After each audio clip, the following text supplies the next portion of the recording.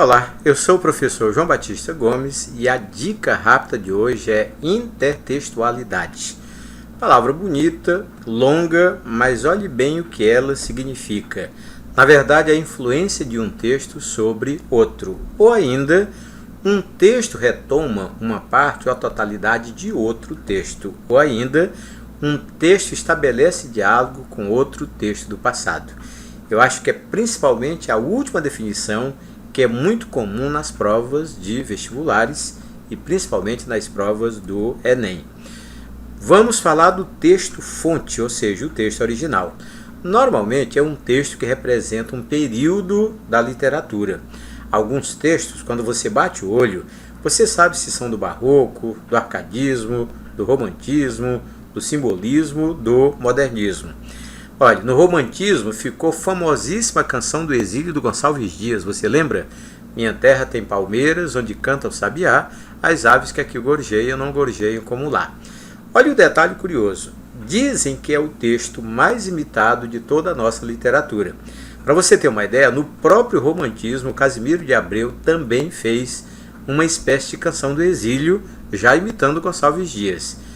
E no modernismo, quer ver, acompanhe comigo, o Carlos Drummond de Andrade compôs a nova canção do exílio. O Oswaldo de Andrade fez Canto do Regresso à Pátria. E o Murilo Mendes fez Canção do Exílio com o mesmo título, e é talvez o texto mais importante nessa relação de intertextualidade.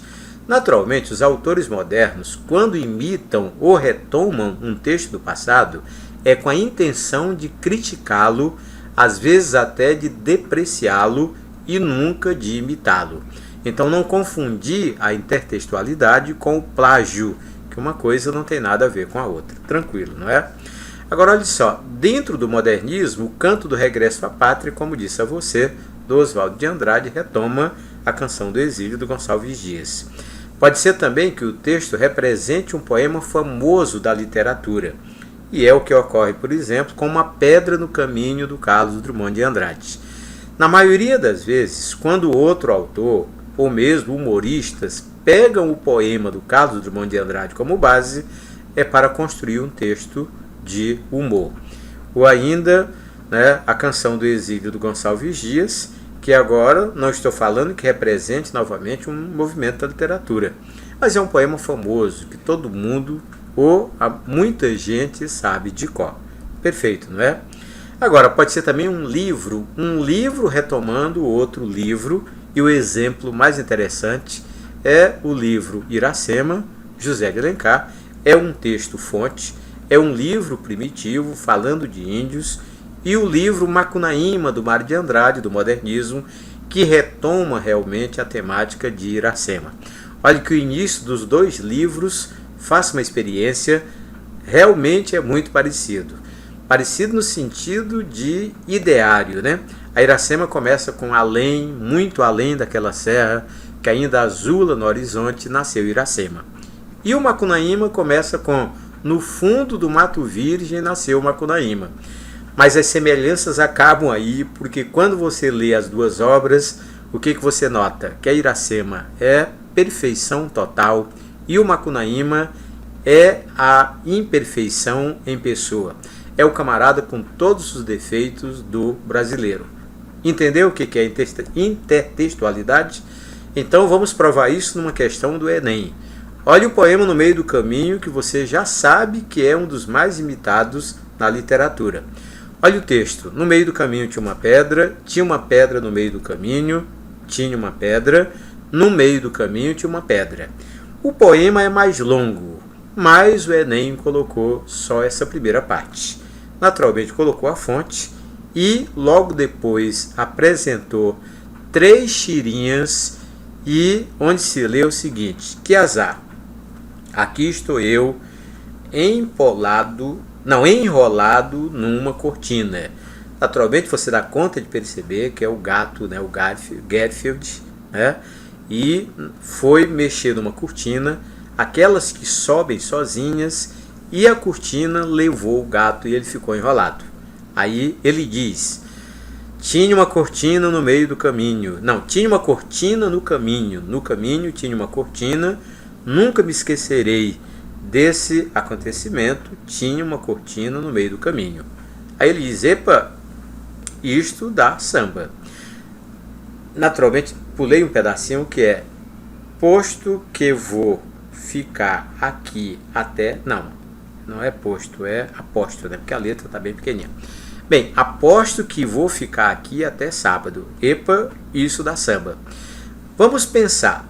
Para você perceber a questão do Enem, é como se você, aluno, você que pleiteia uma vaga na universidade pública, tivesse a obrigação de ter lido No Meio do Caminho, do Carlos Drummond de Andrade.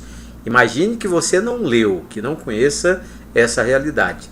Talvez não dê conta de perceber a intertextualidade e, naturalmente, não dê conta de escolher uma letra. Mas vamos lá. A proposta final, a comparação entre os recursos expressivos que constituem os dois textos revela que, letra A, o texto 1 perde suas características de gênero poético ao ser vulgarizado por histórias em quadrinho. Isso não ocorre. Quando um texto é literário, ele jamais vai perder suas características literárias, mesmo que ele seja satirizado, imitado, depreciado, naturalmente ele continua sendo um texto literário. Letra A é absurda. Letra B, o texto 2 pertence ao gênero literário. Não pertence, você sabe bem disso, porque a intenção do texto 2 é humor. Na letra C, a escolha do tema, desenvolvido por frases semelhantes, caracteriza-os como pertencentes ao mesmo gênero. Não, porque você já viu que o primeiro pertence ao gênero literário, poema da literatura, e o outro, naturalmente, nem tem a pretensão de ser poema e muito menos de ser literário. Então, letra D, os textos são de gêneros diferentes porque, apesar da intertextualidade, foram elaborados com finalidades distintas. Agora é a resposta, letra D de dado. E a letra E, as linguagens que constroem significados nos dois textos permitem classificá-los como pertencentes ao mesmo gênero. Nós já lemos uma letra assim e já a descartamos. Espero que você leia e pense na letra D de dado. E um reforço rápido é, o texto 1, que é poético, que é o texto famoso do Carlos Drummond de Andrade, ele se pauta na reflexão existencial e na filosofia. Já o texto 2, ele só tem um objetivo, uma pretensão, é a busca do humor. Perfeito, então? Meu amigo, minha amiga, a hora que você quiser enviar críticas ou sugestões ao nosso trabalho, não se acane, mande para batista@linguativa.com.br. Espero que tenha ajudado. Até a nossa próxima dica rápida.